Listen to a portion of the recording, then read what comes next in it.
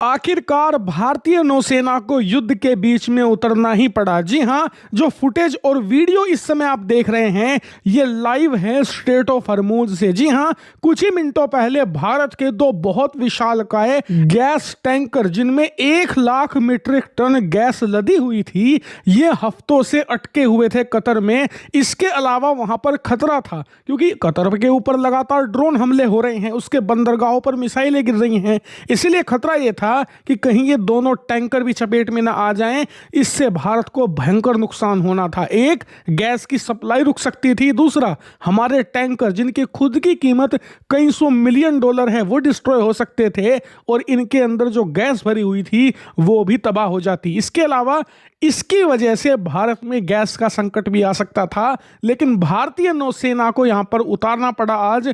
और फिर भारतीय नौसेना ने एक्शन लेते हुए एक घेरा बनाया और उस घेरे के बीच से इन दोनों टैंकरों को एस्कॉर्ट करते हुए वो स्ट्रेट ऑफ हॉर्मुज से निकाल लाए। और जब ये स्ट्रेट ऑफ हॉर्मुज से गुजर रहा था तभी इन टैंकर का जो क्रू था उन्होंने ये वीडियो जारी किया जिसमें वो बता रहे हैं कि कैसे भारतीय युद्धपोत बहुत ही करीब उनके चलते हुए उन्हें सुरक्षा दे रहे हैं और सुरक्षित उनकी वतन वापसी भी करवा रहे हैं। लेकिन जहां ये एक तरफ भारत के लिए डबल खुशखबरी है, डबल इसलिए कि हफ्तों से रुके हुए हमारे टैंकर सुरक्षित देश वापस आ गए, इसके अलावा जो गैस थी 1 लाख मीट्रिक टन जो कि बहुत ह्यूज क्वांटिटी होती है वो भी भारत आ रही है, जिससे कि गैस संकट भारत में बड़ा नहीं होगा।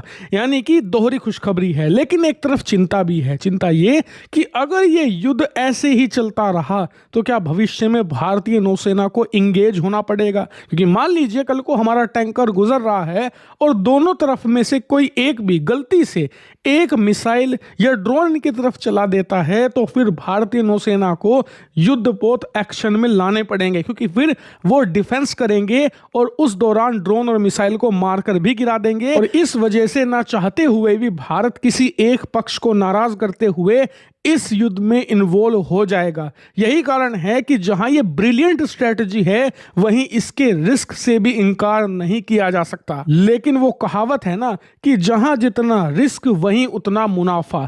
ठीक वैसे ही भारत को अगर अपने देश में कच्चे तेल की सप्लाई मेंटेन करके रखनी है, कल को हमारे देश में पाकिस्तान, बांग्लादेश जैसे हालात ना हो जहां पर लाइनें लग रही है पेट्रोल डीजल के लिए, ऐसी स्थिति नहीं आने देनी है तो नौसेना को मैदान में उतारना होगा। और इसमें कुछ गलत भी नहीं है भाई, आपके पास ताकत है और उससे आपके आम नागरिकों को राहत मिल रही है, उन पर संकट नहीं आ रहा है, तो फिर ताकत का इस्तेमाल क्यों ना करें।